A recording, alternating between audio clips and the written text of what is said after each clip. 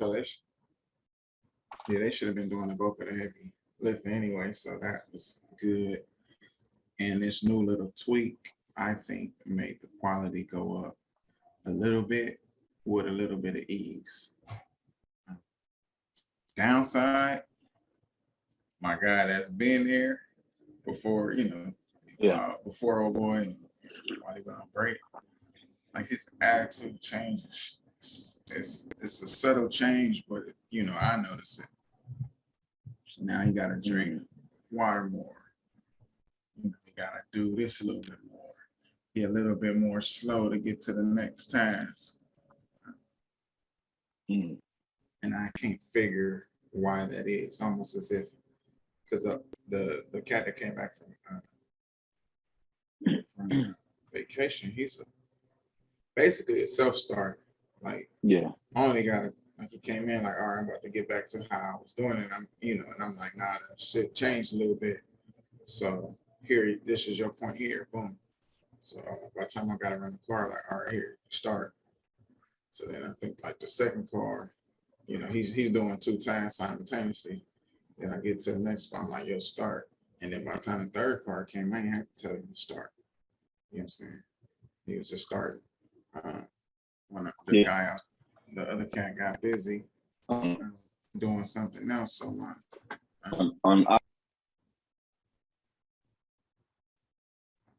we already starting with the live.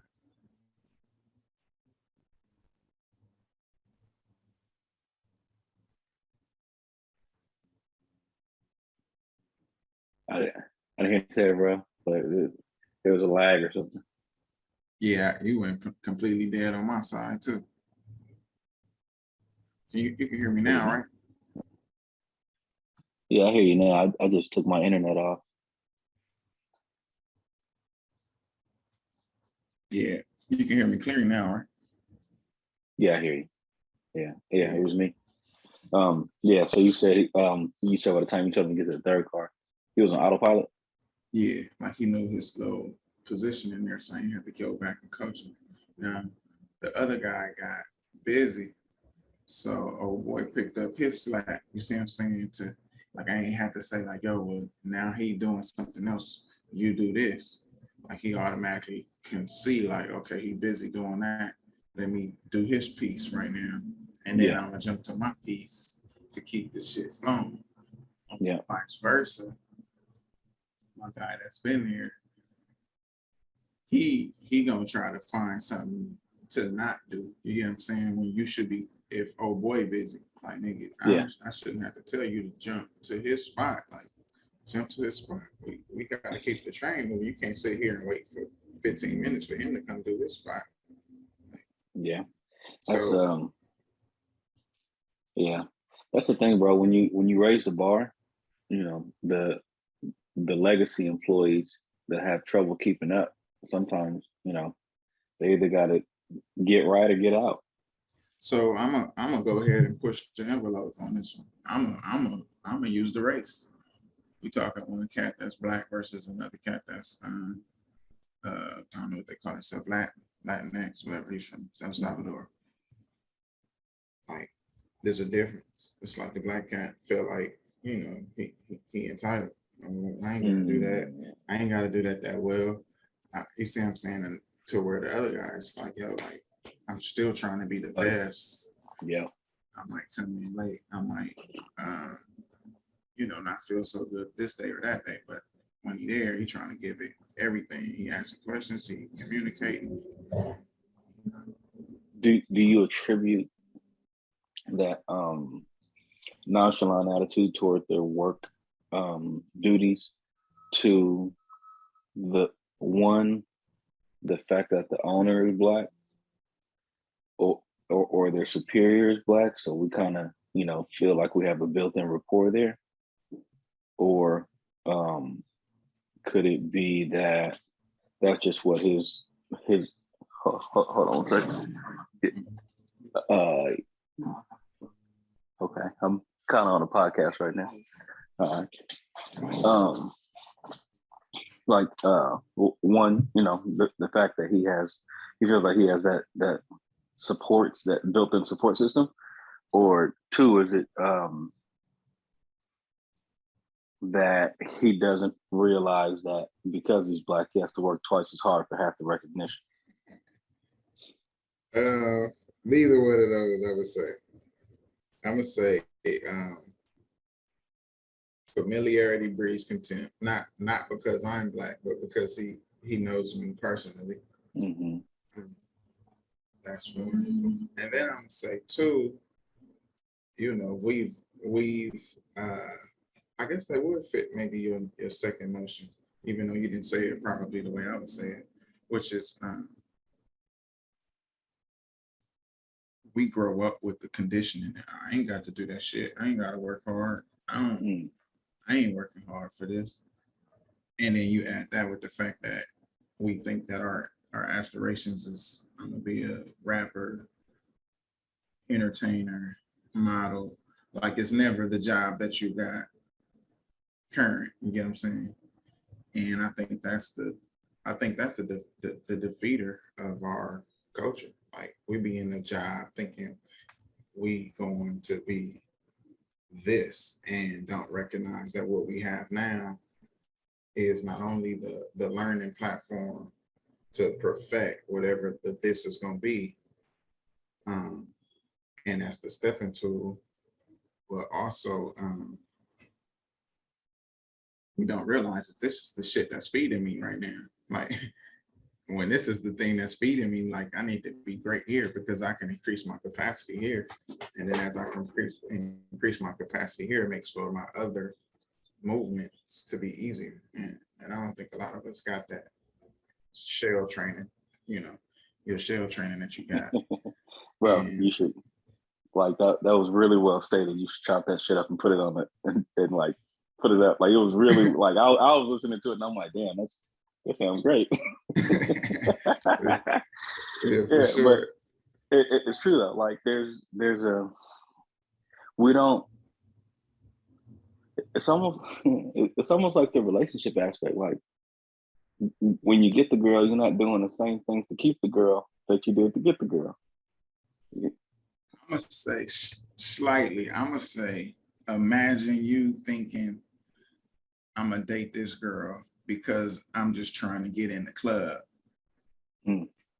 But you're not recognizing that when you bring beach or sand to the beach, you get more sand. So you get in the club and then you like, fuck you, when you should be holding her hand and walking her through, because now everybody else is gonna be watching. Oh, who was that? Oh, look how he treating her. Oh shit. Oh shit. Like, okay, well shit. Hey. So if he do shit, decide to go use the restroom, you see what I'm saying? I'm gonna make myself available. Like, yeah, it was almost like the whole double-edged sword from Will Smith. Like, on one end, you know, some people were disgusted and they're like, oh, you know, Jada shouldn't have put him in that position.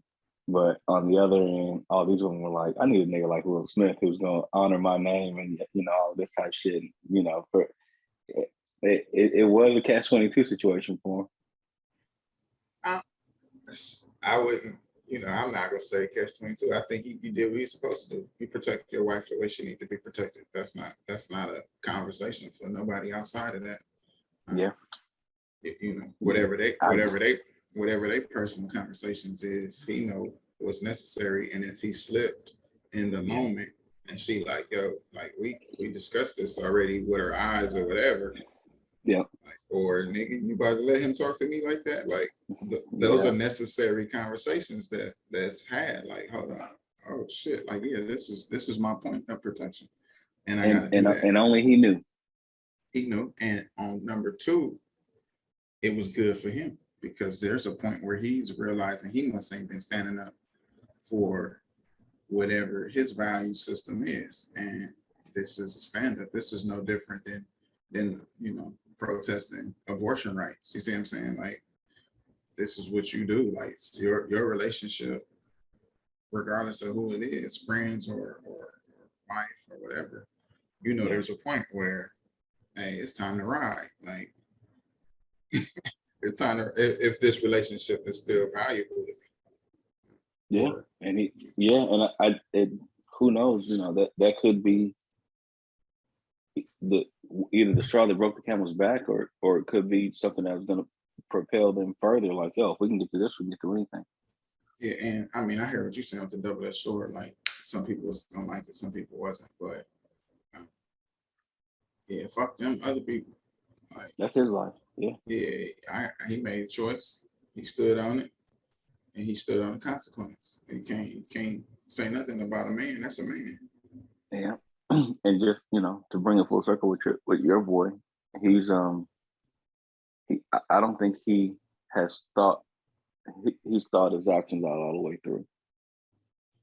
That part too, because it puts me back in a funky position of like, yo, like, where do I want to take this relationship with him? Like, do I want to try to correct you and have you act a fool and get your feelings hurt and all that kind of shit, or do I just want to start trying to figure out a way to pivot around you?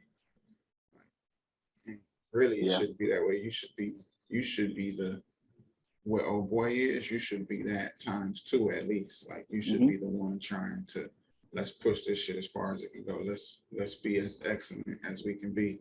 Let's increase so I can increase. Like, yeah, I think, yeah, you got to add value, and I feel like, man, this is a good conversation, because I feel like we get around corporate, and we know what our role is. We know we got to work twice as hard for half the recognition. But when we get around each other, it's almost like we relax that element, and that's dangerous. Like, we should be working 3 times as hard to inspire the next man. So that laziness, bro, is like, or that, I don't want to even call it laziness, but that relaxed approach to work is unacceptable, because how we do anything is how we do everything. And as you're saying, like, why are you going harder for corporate? Like, why would you? The whole idea of you working with a small Black business is because it's, you would think it aligns with your purpose and ideals of how society, or how at least the community, should get better. So don't come working for me and giving me less. And honestly, that's how it always went, which was why I always used to drop the statement like, yo, this ain't Best Buy. Like, you can't just get job, come here and stand around. Like, we got work to do. Like, we building, I get it, it's not your business, but we building for us so that we can be Best Buy. Like, yeah, you don't start at Best Buy, what in our state, the way our society system is raised. But if you're gonna go hard for McDonald's, you're gonna be on time to be a fucking security guard, all the little shit that I was watching as a business owner in my 15 years. Like, oh, I'm gonna go work for Pinkerton and get paid $2 less and be on time and dress the way they tell me, and basically snitch, like, to instead of coming here and working with you and helping you get as clean, crisp, and see what I'm saying, and as excellent as we can be, and start something. Like, put my name on something. And Pinkerton, I'm nobody. Like, I'm just, as they say, another number. If I get sick, they're gonna get somebody else. At Get Down, bro, if you get sick, I'm there trying to figure out how we can get you better, because we building together. So your importance to the company is different. I don't think they see that, though. I think they see this is a stepping stone, or a position that's disposable. Whereas, it's not a McDonald's. Like, I can, if need be, I can go to a McDonald's. Like, this, they don't realize how much of a legacy position it is, like, or an opportunity to build a legacy. You know what I mean? And that was actually what I was told going to the company that I'm at right now. They were like, yo, we're kind of going through a transition. you know, this shit just got bought. We're trying to take it from a very paper-driven company to something more technologically advanced. And you have an opportunity to kind of make a name in the industry by helping us get there, basically. I was like, fuck it, run it. Like, that's like, that pitch right there was enough for me. I was like, you know, I mean, if I can help build something, like, I'm not just a, you know, a worker bee, that I'm not just a number at the company. Like, yo, let's build something like that. Like, that shit is purposeful, you know what I mean? And it helps you, it really helps drive the point home. Like, I can honestly say I didn't really understand like my purpose until like this year, maybe until even a couple of months ago, and or how I wanted to use my gifts, or, you know, like, or the gifts that I even had, you know what I mean? Like I know where I want to exert my energy. I know where I want my efforts to be. And bro, like, I want to say I'm late in the game, but I know which industries I want to change, and that's what's driving like my purpose. Damn, that's interesting. I was hearing when you was talking. I was saying, like, damn, this must beg the question: how many people actually built anything? Damn. And that might be a what y'all call them in the corporate, like the little group learning activity type shit. Yeah, that team might building. be team building. You might need to actually build something, because see, I was a young kid, probably maybe 7, 8, maybe 9. Yeah. And my homeboy at the time, his father was I don't know if they just bought the house or not, but they had a house in Inglewood right behind Hollywood Park. You can see the damn horses when they training and everything. You ain't gotta go nowhere to watch a race. And we built the deck. Like, we built the columns that go around whatever pole he was enclosing, and we built the deck. So we was with the wood as kids, and, you know, using the power tools and learning how to hold the screw straight with his, like, you know, with his pops. So that ain't never left me. You get what I'm saying? Like, I built something. So and he can't take it from you. Nigga, I built your house, basically. You see what I'm saying? You know, I built your house. In my small part. Yeah. And you know what, too? That's a really interesting theory, because even the stuff that I've like shown like my kids, like, I don't think they'll ever forget it, and can't nobody take that away from them. Right. So you can buy a house prefab, and it's amazing. Yeah. But it's a different love when you've bought a house and you remodeled it and you fixed it, and it fit your specifications exactly how you wanted it. You added and you subtracted. Like, that becomes more than just that house. Yeah, there's sentimental value there, and I feel like that's one of my colleagues, when I first started changing shit up, you know, the place that I'm at, he always uses this analogy, and I think it's very, very dope. He was like, you know, I worked for a lot of companies. I've owned my own businesses. I've made a lot of money. He was like, you go to war when you're at work. And he said, there's no one else I would rather be in the foxhole with than you. I was like, golly. That matters. Big time. And even hearing that matters. Because for me, it's like, well, shit, am I really making a difference? Like, I know I'm working hard, but is it busy work? Well, when somebody else sees it, it's like, yo, I see you. You know what I mean? Like, that shit hit different. Yeah, that's where some of my greatest relationships with my ex-employees are. You know what I'm saying? When they realize, like, shit, he a little strict, yeah, he a little anal about this and that, but it's only to build this shit better. And because of the crew,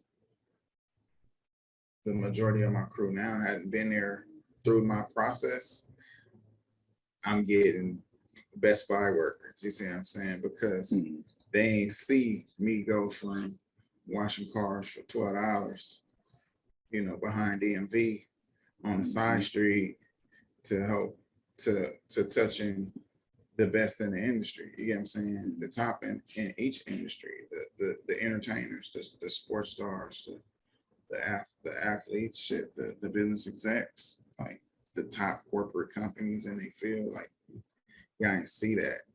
So you thinking like, oh, this shit is just show up and just kind of do that. And it's like, no, bro, like I've done all that great, and there's more great to be done at a greater scale than what we thought at that point was the top. Yep. Like there's so much more to do. There's so much more to build. Yeah. But you gotta, and I don't know, this might be my fight as an employer, as an entrepreneur. It's kind of like what basically Rick Ross said. Was like, shit, I'm choosing passion over talent any day. And in my mind, I'm saying the same thing. Like, yo, I'm choosing people who want to get it, who want to build something versus, trying to teach them that you gotta want to build something. Like it's too much at this point. Like I don't have the capacity to teach you to want to take this to the next level. Like if that ain't in you to go to the next level, like, and internally I sit back and I look at these guys and I go, I know some of their dreams and aspirations, and I go, that's why you're not there, bro. Like you refuse. Yeah. You choosing to not be excellent. So, I'm full of these quotes, bro, and I really live by this one. What you're not changing, you choosing.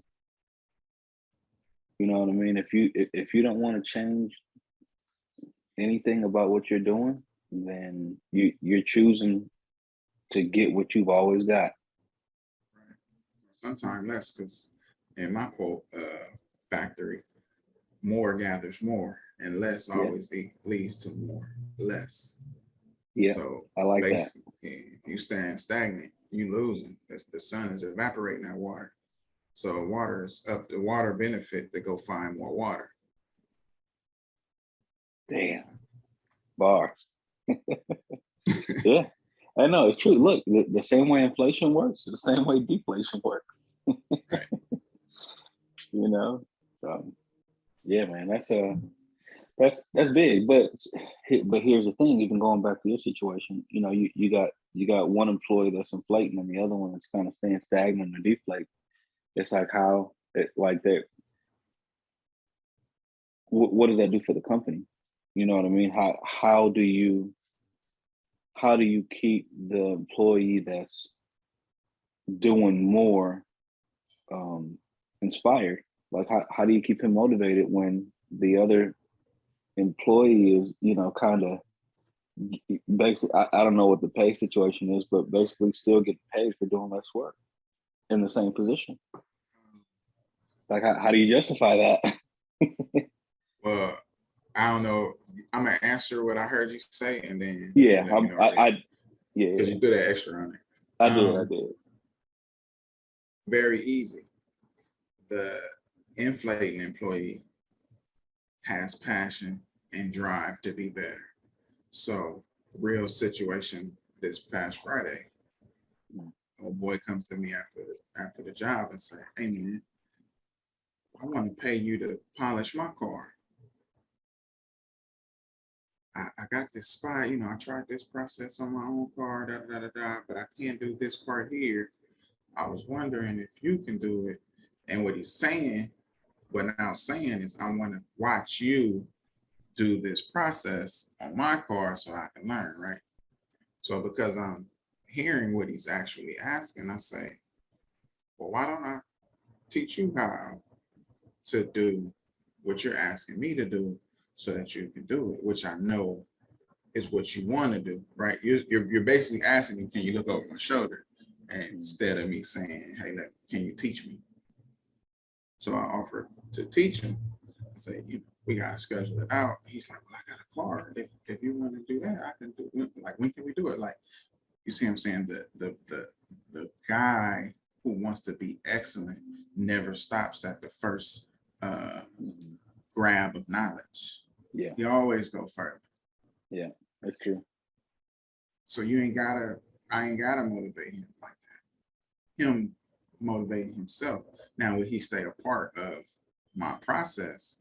That's two different stories. But as long as he wants to be excellent, then I have space to find, you see what I'm saying, more for his gift, basically. That's some old Christian shit. Your gift make room for you. Church shit, whatever you're saying. Your talents or your gifts make room for you. And I know. Yeah. So if he gets better at polishing, which I have a vision now when I hear that you ask, and I go, okay, so now me and you can start. If I teach you how to do this, me and you can polish a car. It's going to cut my time in half. Then we're going to be able to grab more of these jobs, which is going to change the way I focus on marketing and advertising, because a lot of the situation is me possibly doing it myself, and the time and the effort that takes. But we could get real big with some extra work by being able to knock these cars out. Half the time with probably double the quality. When you see what I'm saying, 2 sets of eyes versus 4, you're expecting it to be better. And that leads into its own situation. Maybe we wrapping cars and doing the other little stuff around the business. I can dream there now because I got somebody pushing against the ceiling, you see what I'm saying? To where that deflator guy who going, I ain't even trying to touch the ceiling. I can't put nothing on top of the ceiling because it's just gonna break. You see what I'm saying? The other way is gonna fall down on us versus us moving the ceiling up to the next second story. We're gonna build a second story, and the other cat is trying to destroy the first story, or will. So I get it, and that's a great explanation. This is just me playing devil's advocate. No judgment here. If the lower level employee doesn't meet the new standard of excellence, what's to keep the higher level employee from sticking around? What's to keep them there? Are we gonna move around him? See, he gonna fire himself. Like, that would be my conversation with that guy if he comes to say, like, hell, man, first thing I would do is acknowledge his increase, right? And I'm gonna let you know, like, yo, see he's doing this. That's dope. Like, we're gonna move. Like I say, let's learn how to polish. Oh boy, he should want to know how to polish because a lot of money is here, right? $2,000-$3,000 jobs if you really figure out how to do this right. But he's gonna watch, me and my new son in our McDonald's. You get what I'm saying? We eating it. And he's gonna be sitting over there going, oh shit, like, so either he's gonna not like it so much that he'll quit, remain stagnant, where I'm gonna have to bring somebody else in because functions is gonna change.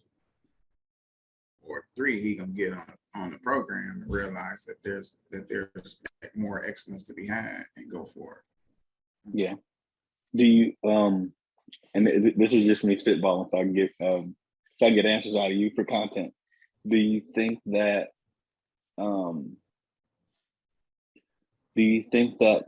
that level, that standard of excellence is what separates small business from larger businesses, like the In-N-Out burgers or whatever? Because I know you like to use In-N-Out. Like In-N-Out, they have like these standard processes, and if you don't meet them, you're out. And I think that let me get my question right. I feel like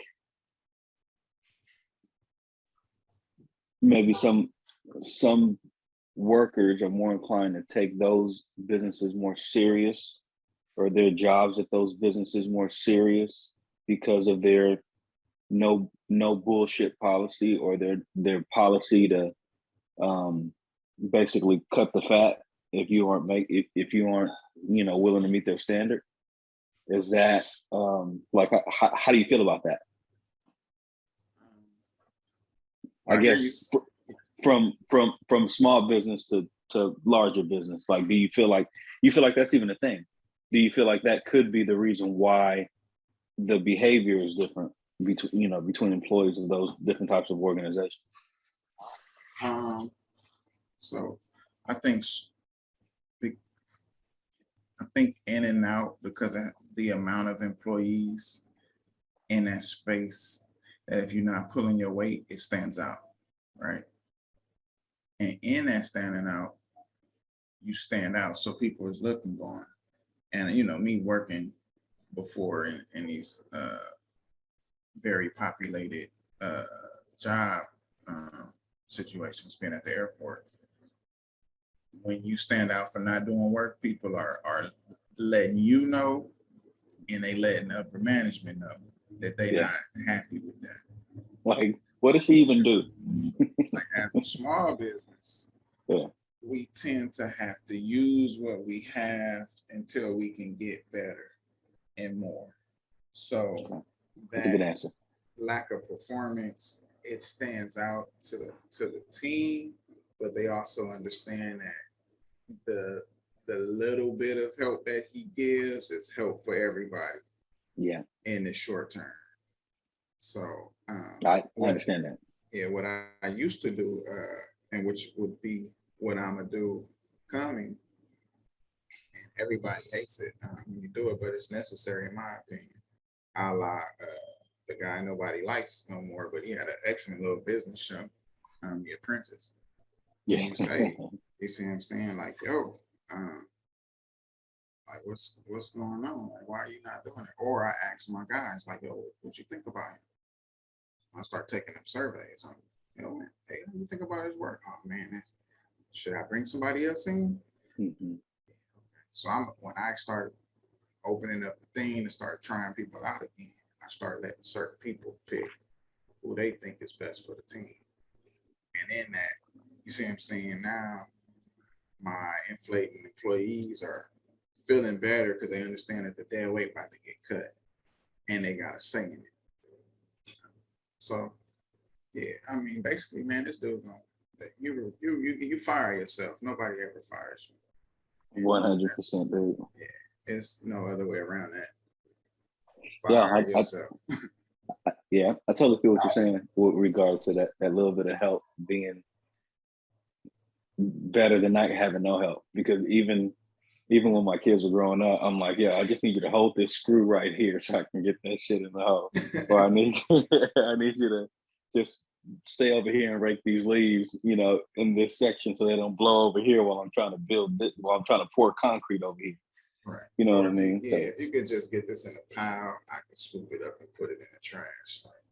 But it's just a lot for me to cut the grass, edge the grass, cut the shears, and then have to rake it into a pile. And it's like just this little bit will take an hour off of my day, and a week off of my damn body, or whatever the situation is. Yeah. So that's the difference. I could be faster. Like you see what I'm saying? I could definitely bring in more people quicker. It would not allow for that type of employee to turn around, because they can be a great asset, and it. The potential is there. So it's all about their willingness to do it. And sometimes I think for me specifically, these are life lessons to be taught to other people, because it's not always solely about me making money. Like I have a stronger purpose in why I hire the people that I've hired and what I expected for them to learn with me. So sometimes it's like, yo, bro, like, you're gonna learn how to be a man here. You're gonna learn how to provide for your family here. You're gonna learn how to sacrifice here.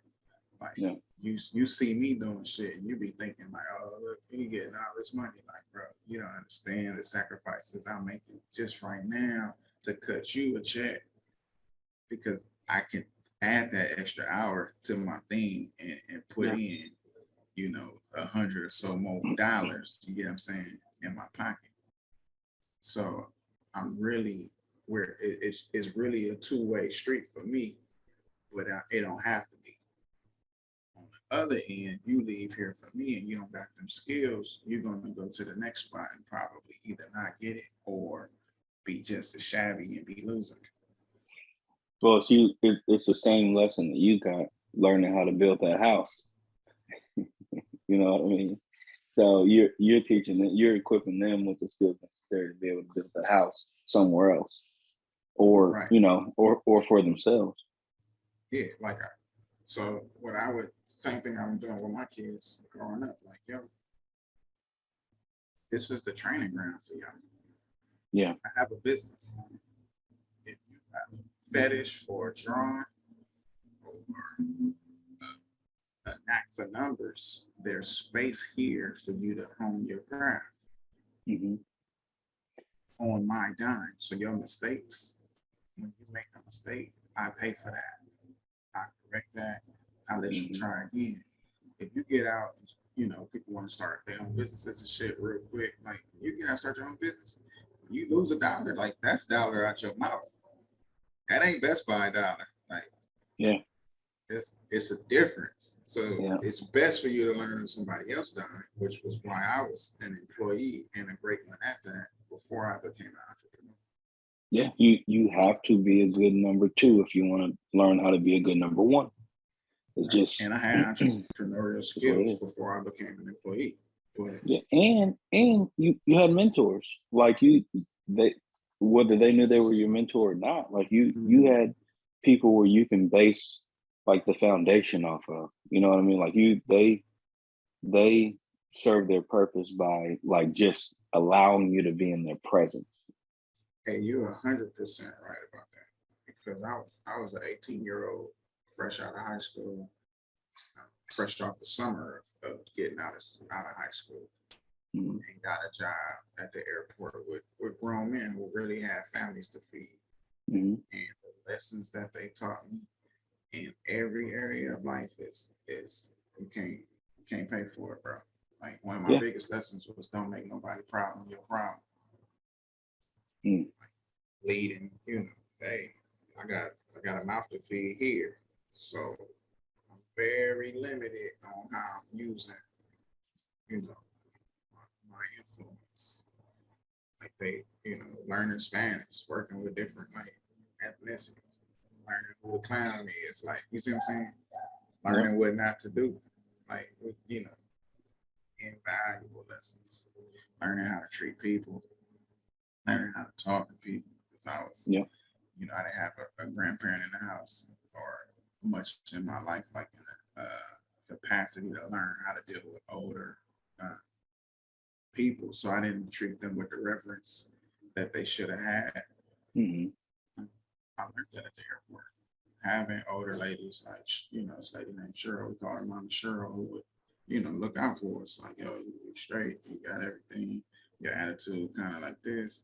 Hey man, watch how you saying this. Hey man, you smell a little like liquor. You see what I'm saying? You drink it, they're gone, and, you know, go to the bathroom, freshen up. Like, you know, those little, you can't get. So you're right. Those work moms are valuable. Man, you're right. Teach you about relationships with women and everything. Everything, bro. Like, those work moms are irreplaceable. Yeah. So you're right. And being in that, like you're saying, learning how to be a great employee, but you gotta want to be a great employee. You can't be in your mind thinking I'm not working for you. I work for myself. I'm taking my check home to feed my family or to invest in my dream. Yeah. And I think that's more so what the mentality should be, even if you're going to work and working for a company. It's like, yo, I'm building my brand and I'm learning here. Like, this is the tuition I'm paying. I'm allowing you to take taxes and shit out of my check. Like, this is tuition. Like, I'm taking a pay cut to work here so I can learn. It's apprenticeship, yeah. It's exactly what it is. And that might be something that I'm glad we put this on this tape, but that might be something that needs to be expressed more often. Like, yo, you gotta learn somewhere. Yeah, bro. Like, gifts, talent or not, like even a prodigy learns somewhere. Yeah, it's like even with these fools coming into the rap game talking about I don't write nothing down and all of this. I'm like you just woke up rapping without writing shit down. That's you. This is how you got into the game, right? Like, no, like even the cats that don't write shit down or didn't, like Biggie, like he still had a period where he had to hone those skills to where it's like, okay, this goes here, this and that, and like there was a writing phase. Like, don't think you're just gonna wake up and be the shit. Even if it was one word outline. So yeah. If I used when I get to this word and I'm spitting this bar, like it ain't run around with 30, 40 songs in his mind. Unwritten. Reciting. Yeah, man. I hear that and I'm like, okay. Yeah, but even then you had to learn from somewhere. So somebody was mentoring you how to do it, no matter if you listen to lyrical exercise 1,000 times to figure out how to even try to rap without writing. You get what I'm saying? You learn from somewhere. So you ain't standing out. Hold on, bro. I got these dogs barking now.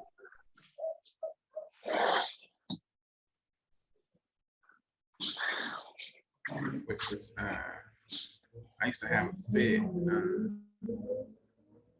a certain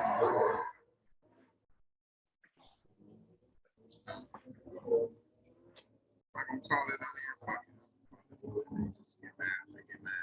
So there's a phase where some rappers in LA went into what they call self-made. Yeah. So they was calling themselves self-made, and at the time one of my employees was part of the self-made clique. He got self-made tatted all over his arm, and I'm like, bro, you not self-made. Like, everybody stands on somebody's shoulders. Like, I get what you're trying to say. Yeah. You ain't but that's not the case. And those I call them cliches or faulty cliches or faulty premises shape your outlook on life, and it makes shit harder for you. Like, why would you not want to get a person who came before you the credit? Or who taught you the credit? For sure. Why would you not want to share in that glory with that person?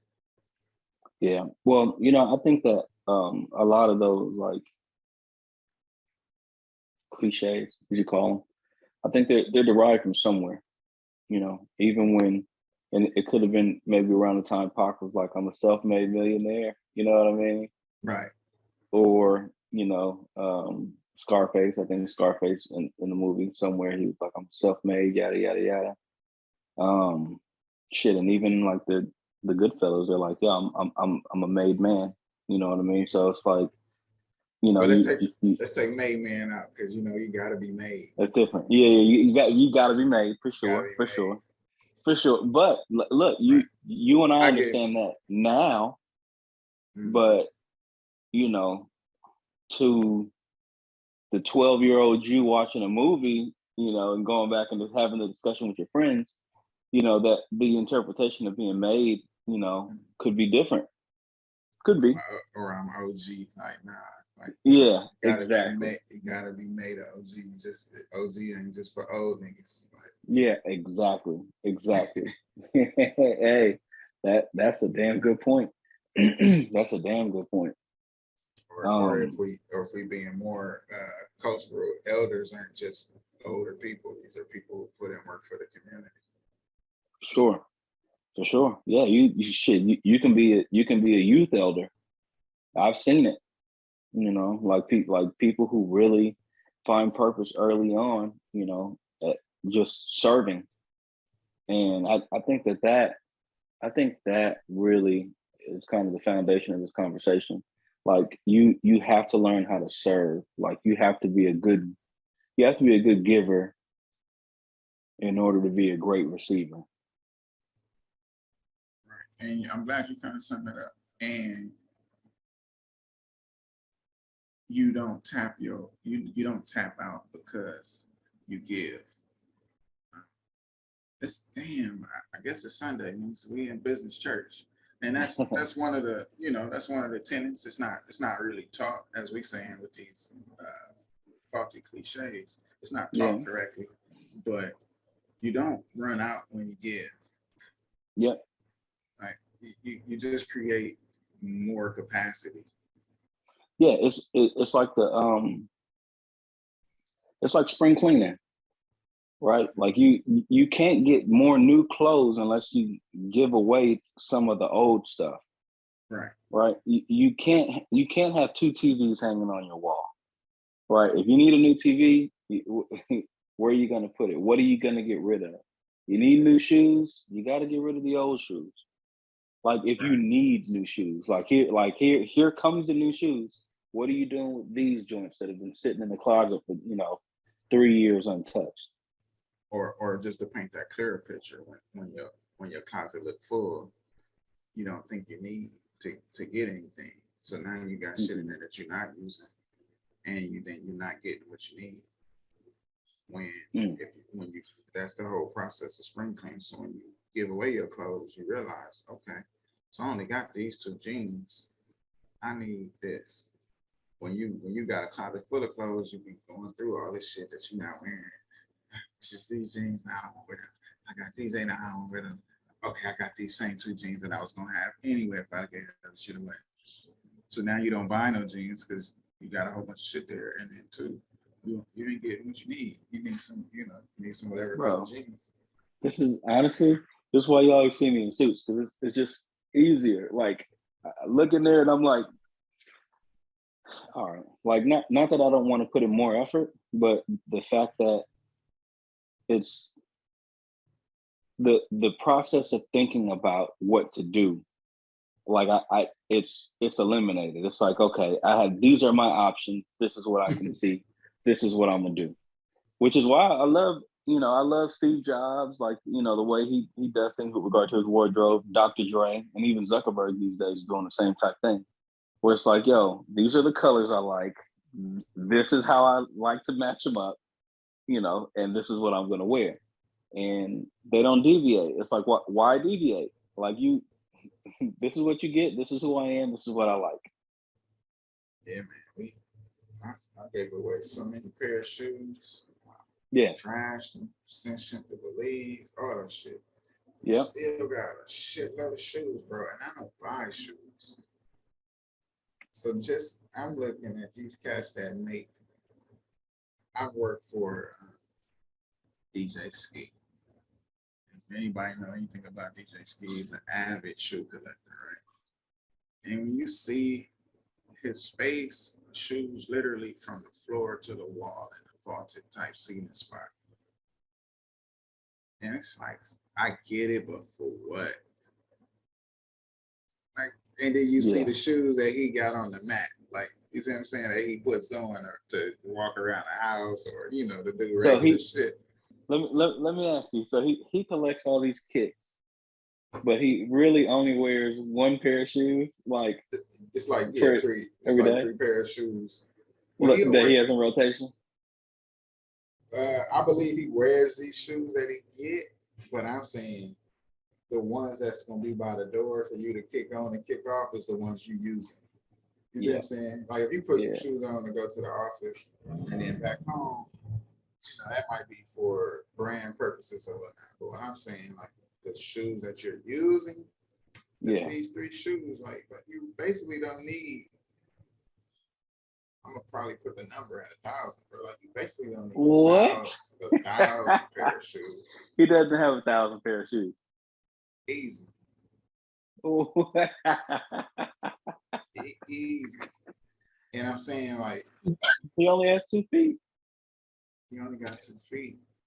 But how many of those shoes go with all your outfits? Like, bro, 1,000? 1,000? Easy.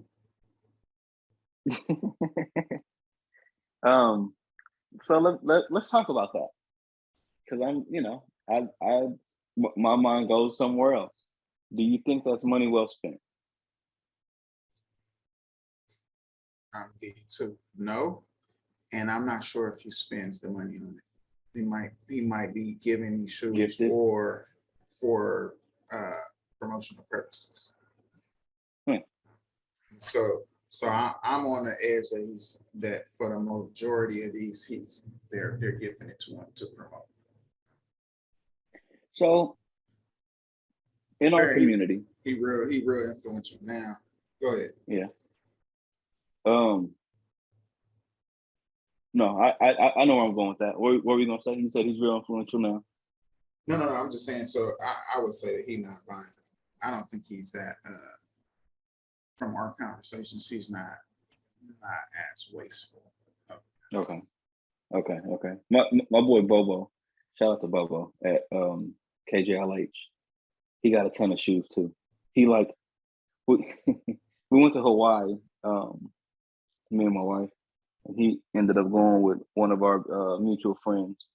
We went for a wedding, and he told me he had 2 suitcases, one for his wardrobe and the other for the shoes that he needs to match with his wardrobe. I said, bro, that's crazy. Like, very much. I bought flip-flops and 1 pair of shoes. Like, I don't know. But anyway, I'm probably 3 pairs of shoes. I'm probably bringing the flip-flops I'm wearing through the airport. So that's going to probably maybe some pool shoes. So that's 2. A set of, like, depending on where I'm going. So if I know we're going to be hiking or something, or, then I need some kind of hike shoes and then some hard bottoms to get into whatever little club or whatnot that they. Other than that, and I'm trying to scoop them in. Yep.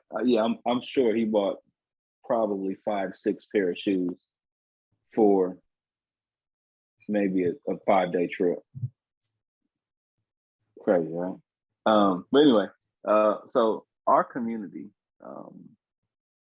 is known for, I don't want to say we do it, but it's publicized more than not that when we start making a little bit of scratch,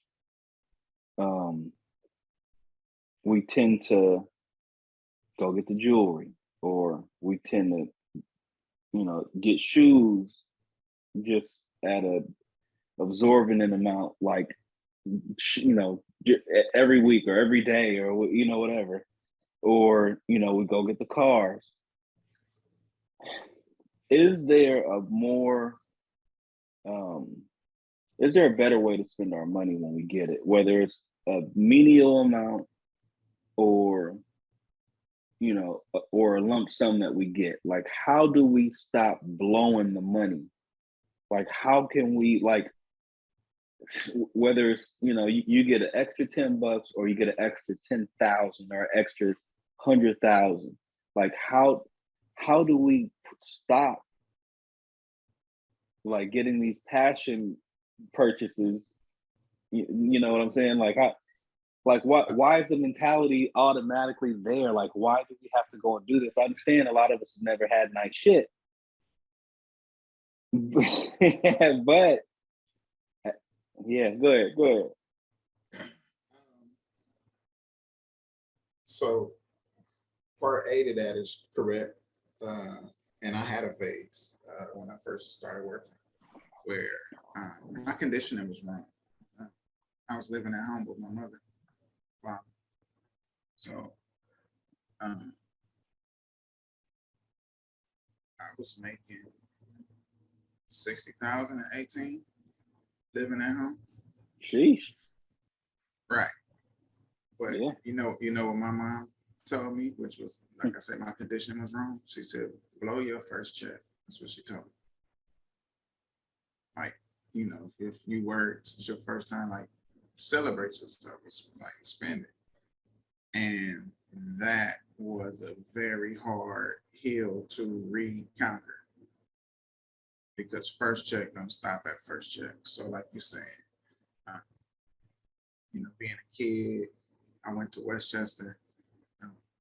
I wasn't in my opinion, as fortunate as the kids around me, their parents, however, niggas had more money than what I had. You know, I was trying to save bus money and lunch money, and you know, the only way I could flip that was to shoot some lights or sell some CDs. I had to be self-sufficient. I never made enough to buy Jordans when they came out. You know what I'm saying? Like, so here I am now, 18, with the means to buy Jordans when they come out. And that ate at me for, you know, basically 4 years of being in high school. So now I can do it. You know, you wanted to know what that felt like. And it felt good because, you know, it was something that you were basically dreaming about doing, in a sense. So that's one. So two, I gave you two. My mom conditioned me wrong. I did.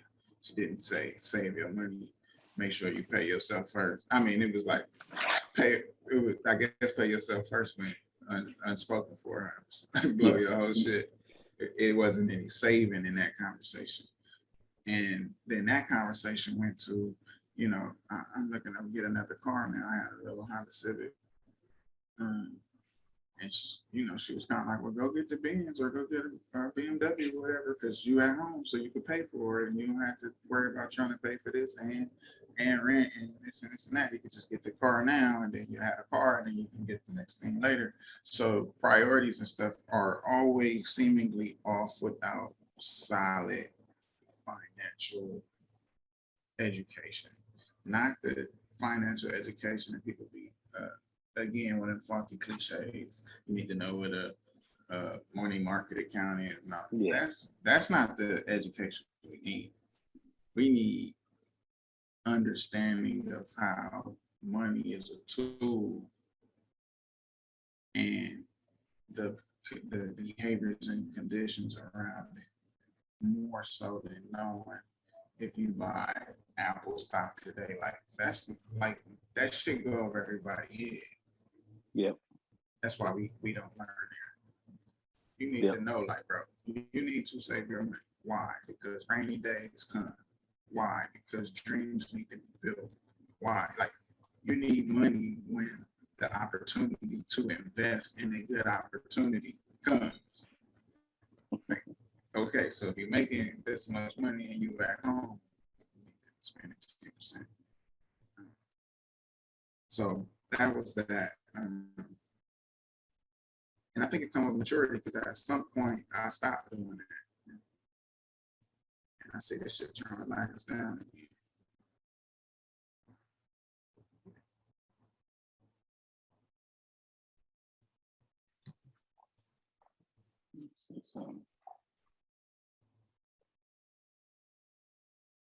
Let me see something.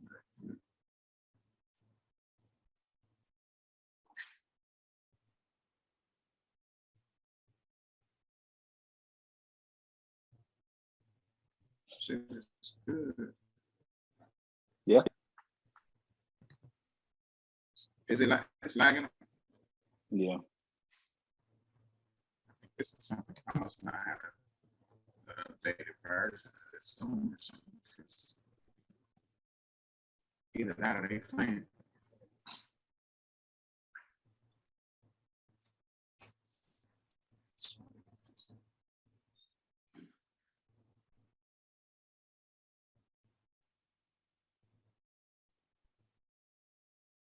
One second, like still. Yeah.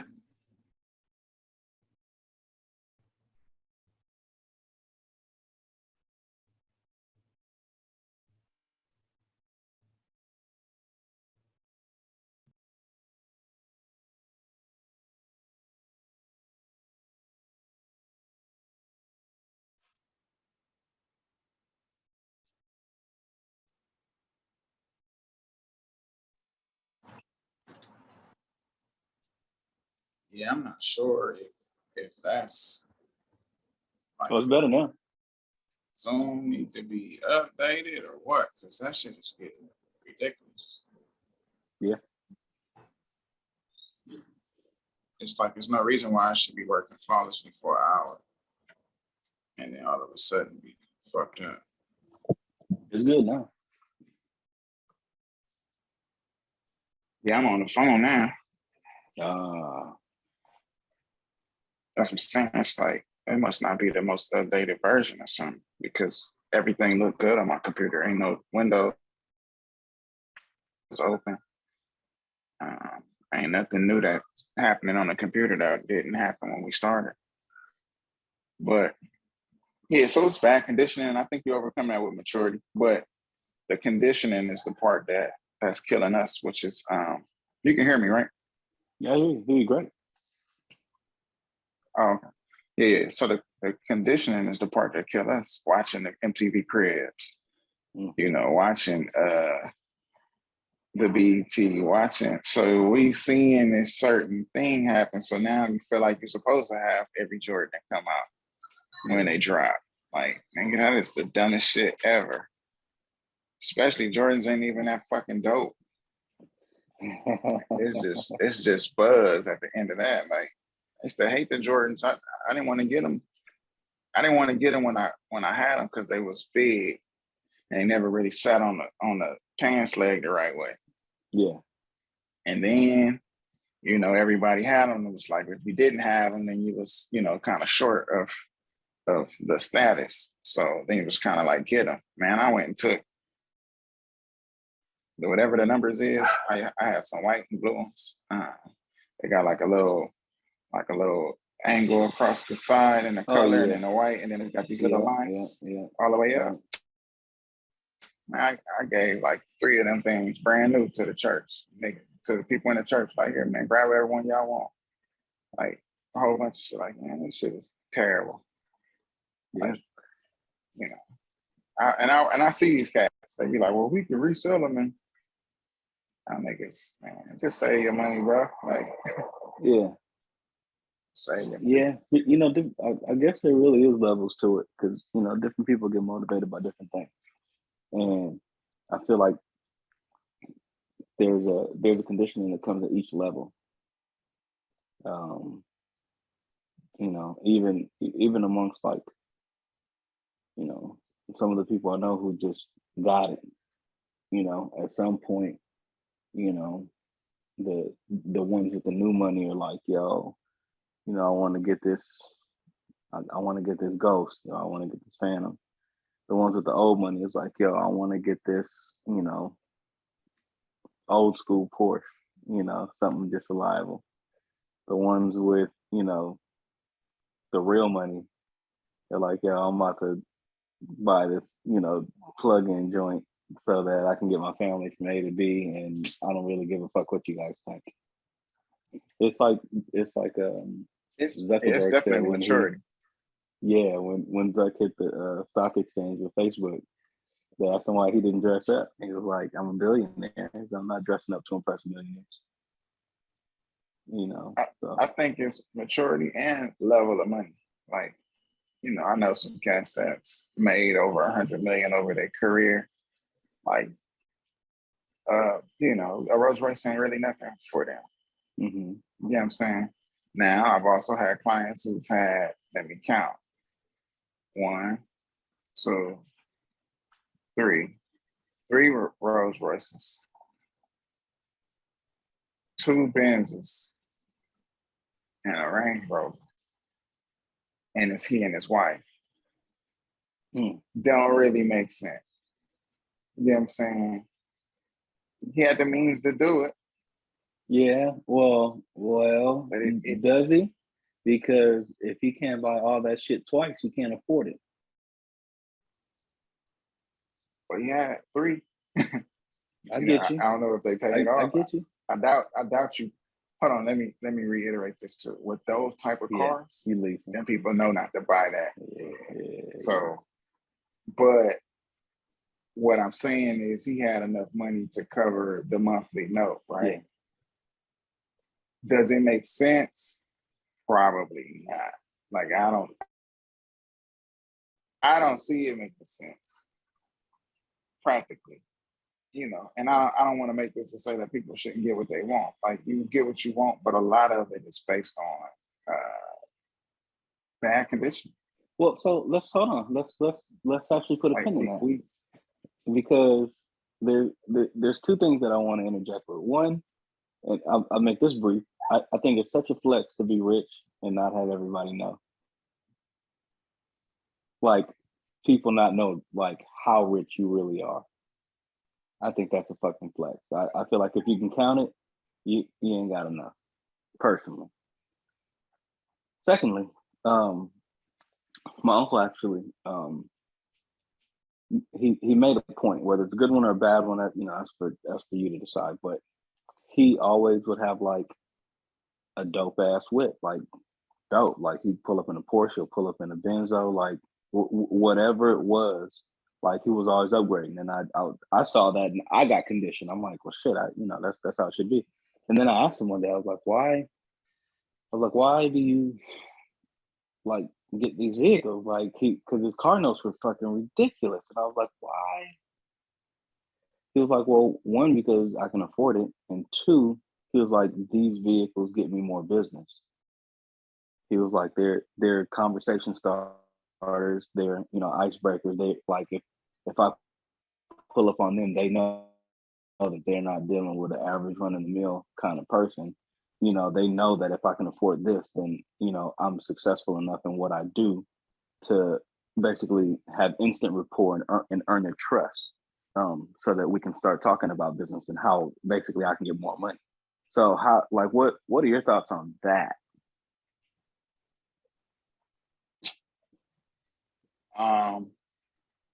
I used to think it was true. Mm-hmm. And now I know it's bullshit. These business meetings never take place next to their cars. Mm-hmm. So what I'm driving actually never really discussed, right? I feel like I'm lagging now. So am I lagging or am I good? No. And you must be lagging. I see somebody lagging. No, you're not. You're good. You're good. Oh man, I gotta get up again. Is that better? I took my Wi-Fi off too. Yeah. Straighter. Yeah. But and I just updated my Zoom. I guess that Zoom had an update. Something's fucking up. So, but oh, maybe I gotta update mine. Yeah, I used to think that was true. Like, oh yeah, if I'm driving a BMW, then people gonna think that man, ain't nobody seen my car. Nobody. I watch cars, dog. They don't know if my car is there or not. Like, it don't matter. Like, and then if any business meeting, I went and sat down with Magic Johnson and across the table from Magic Johnson. We ain't never discussed what kind of car we was driving. Not one time. Good morning. So I don't know where that conversation. That was his logic at the time, right? Yeah. For a real estate person, yeah, he's in real estate. At one point, I believe you would take your clients around to see different spaces, right? Mm-hmm. If that's still the case, having a clean car is more important than the type. Personally, I think the bigger flex is sending the Uber X, pick up your clients, taking them back. Personally, I'll meet you guys there. I'll make sure you guys ride in comfort. There's a private vehicle that's going to pick you up this time. It'll wait for you as you take the tour, and then they'll take you to the next tour, and then they'll take you back home. That's a hell of a flex and a great write-off. So, you see what I'm saying? Maybe those times were a little bit different than now. I've also worked with some musicians or music artists that were small and became really big and watched that transition. Mm-hmm. And they remained with a Porsche, but mm-hmm. their conditioning from their, I believe, if I'm not mistaken, the mother was still the manager, or very influential in it. She's like, yo, like, no, you spending this, you spending, like, no, we gonna buckle you down mm-hmm. in some good basics. Like, it's nice and its functionality is there, and you still got luxury, but we're not going over the top. And you see what I'm saying? You don't got to live on the bottom. And that allowed this artist to get big. You get what I'm saying? Yeah. And probably get, no, go ahead. I'm about saying probably get big with great financial discipline.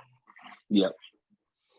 Yeah. So basically, the whip you have is more so for your own level of comfort, and two, your own confidence builder. If, you know, whether you need it for that, you know, or if you're overcompensating for something, then I guess your car would, you know, show for that too. Yeah, even honestly, one of the wealthiest people I know, you know, they stay with a Porsche for sure. Bro had a Ghost. I don't know if he still has it.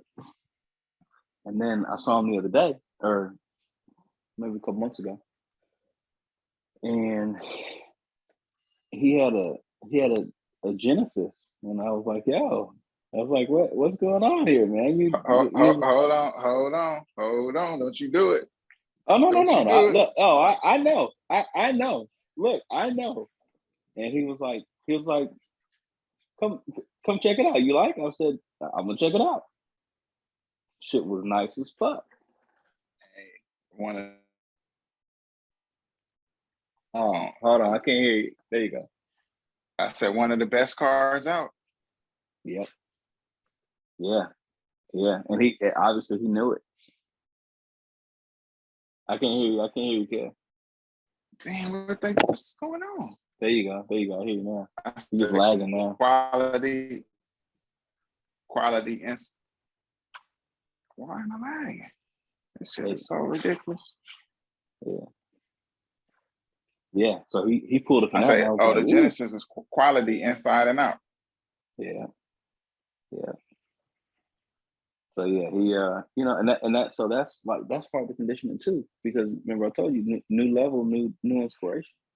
And so, you know, I've seen him like he got, you know, well over a couple $100 million. I'm like, this is what you choose. This is what you're choosing. I said, okay, there must be something to that. And so, and lo and behold, there was. Well, so. And it's practical. But let's discuss that. Rich people do in their books. If you read a book about real wealth, quality over quantity, for sure. And let's face it, Porsches are not very luxurious and aren't necessarily functional. And I've seen some that could be built better, right? So when you get into quality, you find that in this specific situation, Genesis is a very, very quality car. So your luxury needs and your functionality needs is met. And that's what, you know, wealth is basically about, is being about meeting your needs comfortably, right? That's set in that. So it's not even based in the amount of money that these people get. You know, we say this and these is one of the cliches that is correct, but we kind of let slide by is wealth and rich. Maybe let's say rich is more about the ability to, you know, to do what you want, that freedom, like I say, have your needs met comfortably versus how much money you got in the bank account. Mm-hmm. And I think they understand that once they get the money. Yeah. So, you know, like us, we're trying to get the money to understand what they understand. They like, nah. And I wanted to also put this in there. You know, I work with Justin Bieber. Like, dude is amazingly rich, with access to basically everything that he wanted. He wasn't driving his cars like he got a basic ass Escalade that they driving them in. Like, so you also realize even Justin Timberlake I worked with, boys and men. Like these cats, they got a driver that's driving them around in an Escalade or whatnot. That's what I'm saying. Like even now we're talking about cars. You know what I mean? They're not like they passed that stage, and now they're talking about the next thing, and they're talking about the idea of whatever the next thing is that's gonna, build for the next generation. Like I feel like that's the conditioning that, like, you were hinting to initially, and I feel like we get so caught up in the shiny shit. You know what I mean? Whether it's the Jordans, whether it's the whips, whether it's the whatever the thing is, we get so caught up on that shit, bro, and it really just hinders progression big time. I say yes, I agree.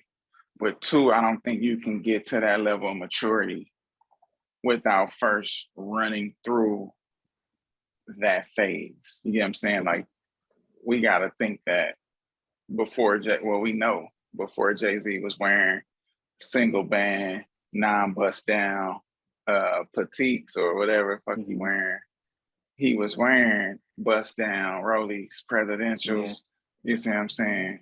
And spending way more money on chipped up pieces of diamond that ain't worth shit. That's why they bezel your shit. Versus one solitaire, you see what I'm saying? That's small as shit, that's clean and flawless. Like, it might be overcompensation there, because that's what I think about cats who buy shoes. I'm like, yo, when you work so hard to get your outfit nice, what you're really saying is you don't want nobody to meet the inside of you. That's what my opinion. This is how I see people. Like, you're gonna stop at what you see, and you're gonna make all your judgments. Oh, he got money, he got shoes, and you never really meet me, because you can't get beyond my armor, basically. I love that, bro. Yeah. So I'm, like you're saying, these people that's billionaires who know they're intelligent, who have, hopefully, I don't know too many billionaires, but that they got substance, that ain't how they operate. They like, bro, you need to meet me. Like, I'm it. Yeah, I'm the resource. Yeah, I'm the bag. I am the bag. And there's a video going around. I forget who's narrating the video, but like one of the questions that they asked is, you see Jay isn't even walking around with any kind of jewelry anymore. Like, he's the point that they made was, you don't have to look rich when you move rich. Right. He was like, you go in there and you talk like you know what you're talking about. You speak with intelligence. You go in there and you are the bag. You speak from the bag. You know what I mean? Like, you don't go in there, with the bag, because the bag is a distraction. But if you speak from the bag, then you don't have to be of the bag. Yeah, Kendrick say it best. What do you say? My soul is the gold mine, something of the sort. Like, yo, this, what I have in me is the gold mine, not what I'm wearing. And I've watched, shout out to my boy Jason, who, like I say, I think it's a phase. He had the ghost, he had the repeat A. You see what I'm saying? He grabbed some shit. I think, shit, did he have a Ferrari? He might have had a fucking Ferrari for a second. And, brief moments in time just to kind of touch it and see what it's like. But shit, I think he drove his Prius more than not. Like, yep. Like, bro, like, this shit is like, functionality. My boy Ben Baller got all them nice ass cars, the Ferraris and all kind of shit, McLarens and shit. But when I see him out, he in a minivan. Like, they had to go through the phase though, because I remember when Ben Baller had nothing but the biggest shit, and he had to let you know. Yeah. So I think you can attempt to adopt that mindset. I think it's harder to adopt if you never ran through the phase. So, and then the last thing I want to say before I let you go is, when you get shit, like, once you got it, it's shit. Like, you know what I mean? Like, you know, it's material. I got the rollies. Like, it made sense because it was a goal. Yeah. But bro, it's a right, like it don't have the same feel that it had of trying to get to it. Which brings me to my next point. Like, the journey is more important than the destination. Always, in my opinion. Like I'm almost done, you know, with this other shit. And for me, I'm like, you know, what's gonna happen, you know, come graduation day. Like, what I'm gonna feel, you know, like there's like I have all this free time now. Like there's nothing to kind of, I don't even want to say distract me, but like there's no purpose to serve. You know, not no purpose to serve, but that part of the journey is done. You know, you hiked the mountain and you got to the top. Yeah. It's like now you look at everything, you go, okay, this is dope. Now let's go back down. Yeah. Well, you know, it's funny. Who said this shit? I don't remember which of these like magnets said this shit, but they said if you die rich, you failed. Mm. Apparently, and so this was before like the Gates and the Buffetts. I think it was, you know, with the Rockefellers and the Carnegies or whatever. But in this generation, like even watching, I don't know, did you watch Bill's Brain? Inside Bill's Brain? Yeah. Him and Buffett. Him and Buffett were discussing, you know, like how they can, you know, who can be the most philanthropical, and you know how much money they can give away before they die. Like that, they feel like that's where the real like purpose is. Like we don't get to take none of this shit with us. Like everything that we have and everything that we will get will be recycled. It will be given away. You know what I mean? And I feel like it's important. I feel like it's important to do that on your own terms instead of have people fight for it. Yeah. Well, two things. One, they can't take it with them. So, and if you're not building to give, then I mean, what you building for? You get what I'm saying? Like, so that's a real conversation that needs to be had, because it goes back down to the conditioning. And it's like, okay, the conditioning is I see this, I want it, I get it. And then the next chapter of that, the next phase of that is, okay, I got it. Now what do I do with it? Or how can I make this, you know, work for my family? Or how can I make this more, you know, this asset just work in the favor of the future? I feel like that's where the conditioning should be, is toward how does this help the future? How will this matter 5 years? Will this matter 50 years from now? I agree. Like I'm thinking about like just simply my parents' home. They purchased a home to give their children some stability. You see what I'm saying? We was raised in apartment buildings with, you know, the riffraff that come along with that, in the area that we was in. And moving to a home gave us a greater stability. So it was worth it for them to purchase a home, right? And then it became a place where we can have family functions. Mm-hmm.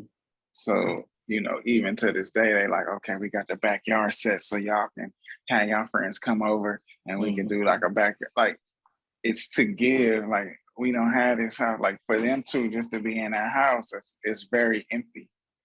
Yeah. It's only until that they can share it that it has value.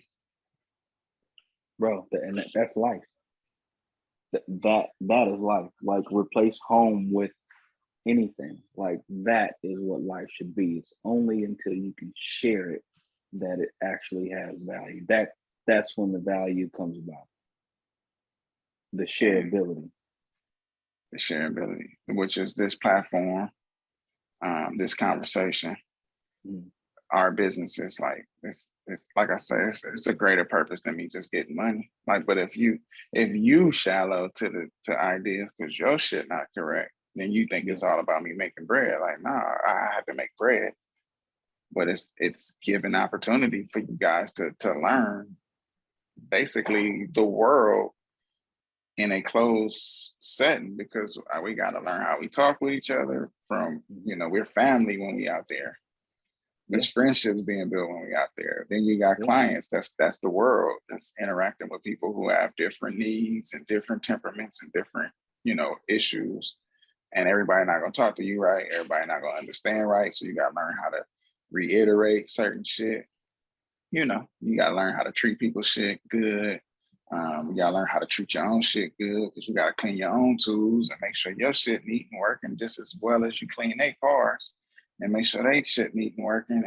And there's a transaction. It's and I'm saying, here goes the opportunity for y'all to learn how to figure this out. So that if you do go to make something bigger, better, or if we just make this bigger and better, you got great foundation.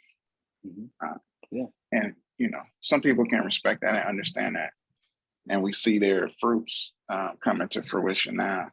And then some people, they got to go to the next training ground. You know what I mean? Figure if they can catch a lesson. Yeah, and that's the thing right there, and that they will only catch the lesson if that training ground is allowed to be shared with them. Like, nothing has value until it's shareable. That's a great situation right there. And that's what fulfills both parties. Like, I'm finished with the book, and I wanted to talk to you about that, and the curation of the photos. I need to now I need to dwindle the photos down. But of course I got too many. So I was like, fuck, I need to figure out how to do that outside of myself, because I feel like I never would have the most accurate judgment because of the, any bias that I may hold. So I don't know when you got a little time. I know you got a whole bunch of shit going, but do you have like different photos for each like concept, or are you basically? Okay. It might not be one pool of photos for each segment. So like each chapter has a pool, or does each? I haven't even organized it like that. So each entry, for the most part, I put a photo to coincide with that entry, right? But I'm gonna have to dwindle those down because I don't think I want the book that long. So I'm thinking, after I curated all of these photos, like the most influential photos, the most eye-catching, eye-popping, whatever situation I think should make the book, and will do basically what I wanted to do, without just giving you too much. Like, I don't want to give you too much. So how many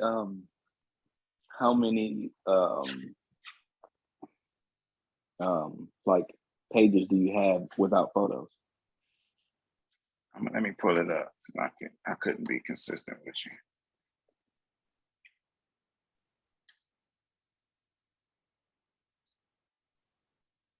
But yeah, like, just to fill some space on this, I'm almost fulfilled being able to share the ideas that pop into me, that, holding them in does nothing for me but builds anxiety. Like, bro, I think all of humanity is that way, which is why, people feel the need to, whether people feel the need to vent or people feel the need to boast. Like, people need to share. You know what I mean? Which is why solitude is torture. That's an amazing point. And I like how you said share or boast, or vent and or boast. two sides of the same coin. Mm-hmm. So the total pages is 135, adding the pictures in. Okay. So how like many? 70 without? Yeah, but probably be like 50 pages of photos. And I think that might be too many. I think that number probably I was thinking probably giving a 100-page book or 125 pages. I think the 135 is nice. What do you think about because the way you were doing it was one page had the text and the other page had the photo, right? Yeah. What do you think about on the pages that won't have the coinciding photo to place the washed out photo behind the text? And that way you still can use those photos and your book will still have some more depth to it than just the verbiage, and you still get to use photos and you don't waste pages. I hadn't explored that idea. The only thing I was thinking in this whole thing was which I haven't explored yet, was how does the publisher pay for print? Because in the way that it's currently set, the majority of the book is black and white, like grayscale, basically. So is it cheaper to go grayscale than full color? You see what I'm saying? Or call it book baby, bro, and speak with a rep, because they'll let you know. Like I don't remember. And I got them online, but I haven't gone through that part yet because I wanted to be able to. Once I knew, I wanted to be able to just start putting it in. Oh no, they don't care about that. Like your rep is your rep. Like from the moment you call through the whole process, paying you, even after you pay and get shit printed up, you call back and you still have that same rep, like even after the process. Okay. Yeah. So, with that being said, there's a total of, hold on, let me get this out. I don't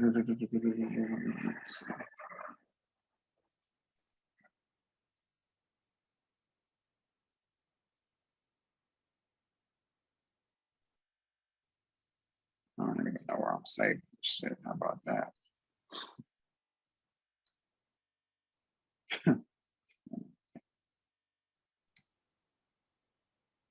Oh, of course. So it's 46 files, and the majority of them got 3 pictures in it each. So that'll be 46 pages of pictures, basically. And I'm trying to take 3 photos of each concept and bring them into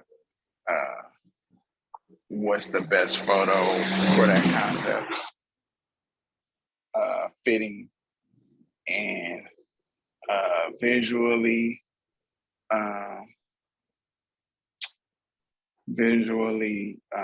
expressing the idea as well as aesthetically pleasing.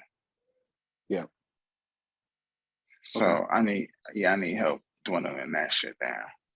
And then after that point, I'm able basically to push. Like I got to do some grammar shit and then load it up. Yeah, and it's kind of tricky because I think in writing or expressing thought, either, I don't want to say poetically, but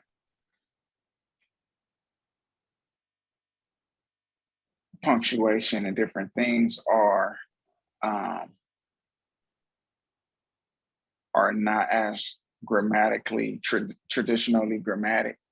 You see what I'm saying? Because they use I'm using punctuation to express the thought as well. So where I might put a comma at a damn you know, Grammarly is telling me like, oh, you don't need to come here. Like, no, I fucking do. Like, you see what I'm saying? So, more so just making sure my theirs is there and not there. And ours is are and not, you know, and not are. Ours and are. And that kind of conversation is basically, but the punctuation I might leave as is. But yeah, man. I'm working in Torrance, so I mean I can stop through either after work one of these days or or I can come your way. Doesn't matter. It's all up to you, bro. If you got the time, come here. If not, what's the end of your day looking like today? We get off. Well, not even an end, but what's your day looking like? I got a couple errands to run. I'll probably be back in by like 4-ish. Time, damn. I mean, yeah, okay. Or Torrance. 10 o'clock. Monday.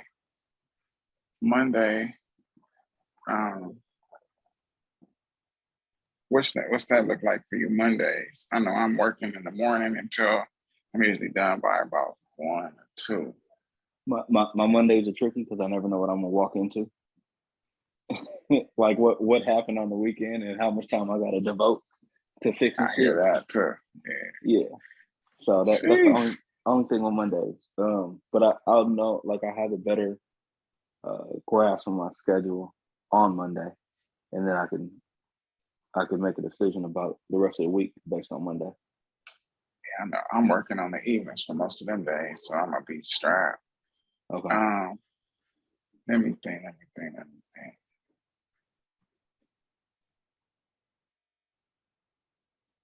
I'm trying to think what you need to see to make these decisions.